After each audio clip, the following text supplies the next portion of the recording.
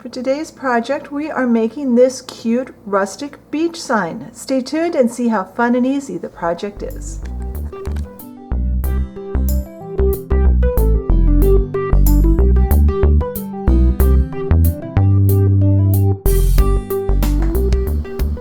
Alright, so the pattern this time is really simple. There's only two shapes. There's 5 pieces that are rectangles and 4 that are arrows. Super simple. And this is going to be a little rush because they're mowing right outside my window.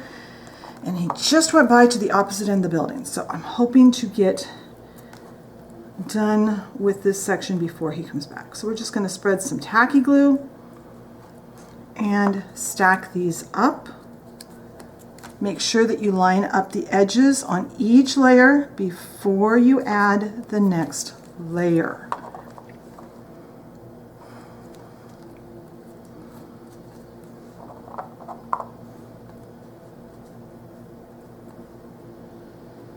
So I hear him coming back. I am going to get these glued together, then I'll come back for just a second and talk to you about weighting these down. I'll be right back. All right, hopefully he's done for a few minutes. So I've got these glued together. Now the pattern is available via my blog. Go to the link in the description box below. There'll be a link to my blog post. In the blog post for this video, there is a link to a free downloadable pattern. You will get a PDF if you want to hand cut it, and you can get a PNG to use with your electronic cutting machine, which is how I did mine. Patterns are free to use. Just don't resell my pattern or give my pattern away. If someone else wants the pattern, send them to the blog post, send them to the video. That's my only compensation I get for the hours that I spend designing these Cricut projects. So I'm going to let this dry. And because I don't want them to warp, I'm going to put this little ruler on top, and I'm going to set a bottle of Mod Podge on top of that. That will hold these flat. It will cause them to take a little longer to dry, but in the long run, it's a lot better because they are flat when they get dry. And I'll probably remove this after a couple of hours and let them finish air drying. So when these are completely dry, I will come back and we'll start painting. All right, the glue has dried, and I've got these onto a piece of sticky tape that's taped down, and I've got a piece of wax paper underneath it just to keep my tray cleaner because I'm working on multiple projects at the same time today. So I am going to paint, we're going to do a first coat on this big background piece with a dark brown. And what I've got is Burned Umber from Liquitex. It's a good dark brown. It's a very thick paint. Any dark brown will work. And we'll be sure and especially cover the edges. I'm not as worried with this color around on the top. I am going to coat it just so that my paint is an even color. But we're mainly going to see this on the edges of that board, because we're going to make it look like it's sanded. Well, it will be sanded back, but we're going to pull back the paint on the top of the sign to reveal this dark brown underneath, an underneath coat. Now, for my arrow, I wanted a really, really pale yellow, and I didn't have a yellow that I felt was pale enough for what I wanted to do. So what I did was I mixed some apple barrel white with some folk art in daybreak yellow. It was the lightest yellow I had, and that came out to this color, because when the daybreak dries, it's this color, and that's just a little bit too dark. So I'm going to paint my arrow, because my idea is I just want a really, really pale yellow. This is loosely based on a real beach sign that I saw online, a real size one. I'm just taking the basic idea and doing kind of my own thing. Oh good, they're done mowing. Now they're going to weed whack. It's hours later. They've come back with the weed whacker. Well, I'm done here, so I'm going to let this paint dry. When it gets all the way dry, I'll come back and we'll do some more painting. So I'll see you then. All right, this paint has dried completely, and I've got out some folk art in aqua. And I'm going to use it 2 ways. I'm going to take the full strength paint and a very tiny brush. And I'm going to try to keep this all under camera. And what I want to do is I just want to go around this arrow. I'm doing this from the back side because typically if I work from the back, that's where any errors go. If I go crooked, then it goes onto the back of the piece and not onto the front.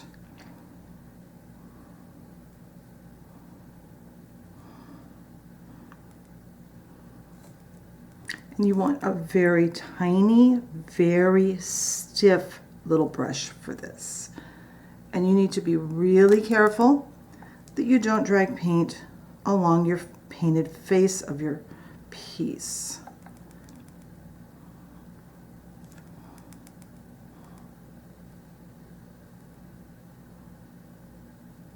Especially since we mixed that color, it would be hard to match it again.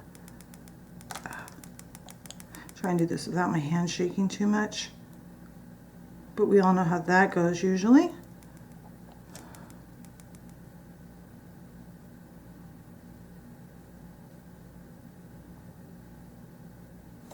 Okay, and that is all we need to do there. It's not going to show up a lot from the front, but from the side of the sign it's going to show up. We're going to use the same color to write beach on our arrow.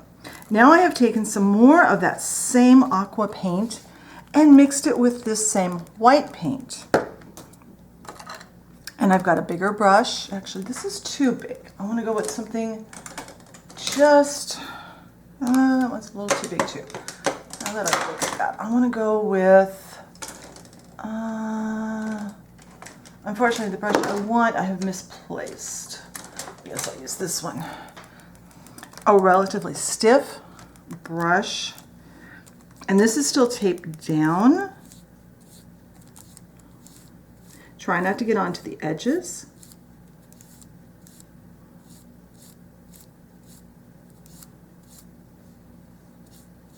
And that's all we're going to do there.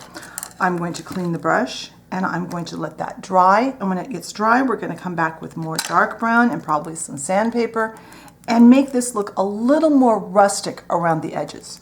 So when this paint is dry, I'll be back. All right, this is dry, but I'm not happy with the color. It's darker than I wanted. So I mixed some more, just a tiniest drop of the same blue paint with a lot more white. And we are going to correct this, and that'll be fine even if some of this shows through. It'll just make it look more aged, because we are going to do some aging. But before I start aging it, I want this color. That's hopefully will not dry a whole lot darker. Keep in mind your acrylic paints almost always dry darker than they go on, so you need to watch that. But I think that's going to be closer to what I want. So I'm going to let that dry, then we can start doing our aging to this surface. So I'll be right back.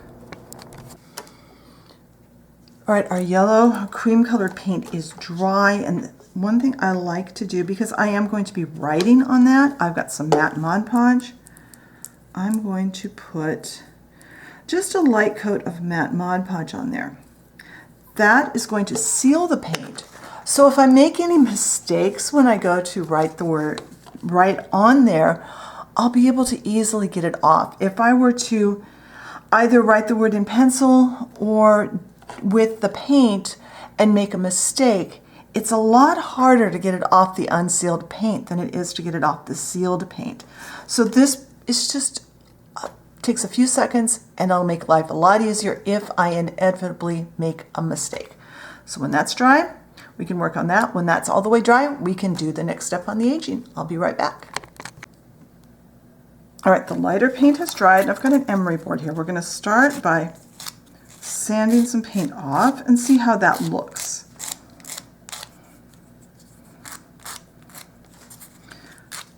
I'm going to start with the edges, and then I'm going to, now if you don't have an emery board, you could use sandpaper also. So I kind of like using the emery board when it's a small piece.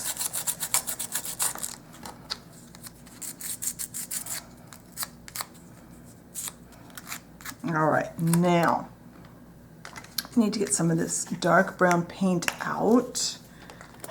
So I don't want to do it that way, I want to do it this way. And this stuff is really hard to deal with because it is super thick. It's hard to get it out of the bottle. And I need a very thin brush. What I'm going to do, and unlike a lot of times when we do an edging, I actually want some of this to come up on the front. I'm still working from the back, so I don't overdo it.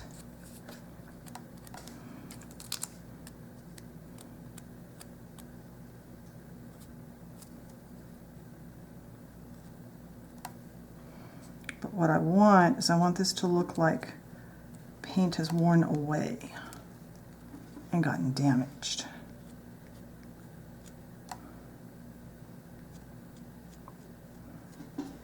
Instant aging. All right, that's going to get sat off to the side. All right, I have the arrow turned so that it's going to be easier to work with. And I have my pencil here. Now remember, we've sealed this a little bit ago. So I am going to pencil on my letters so that I can make sure I have them spaced the way I want them. That will do. Now I have this Folk Art paint, and I have a tiny dotting tool that's got kind of a rounded end. And I'm not going to make you suffer through watching me do all the lettering, but I find a dotting tool works the best for me. You may find another tool that works better for you for doing little tiny lettering. So I am going to write the word beach on here, and then I'm going to let it dry. It's okay if it's not perfect. I want it to be kind of aged. So when this is done and dried, I'll come back and we can assemble our sign. All right, the paint has dried. So now I'm also going to get off some of this. This, I think, is some of the Mod Podge I put on earlier. They kind of pooled. Let's get that off. Then I've got some glue off to the side here. Whoops.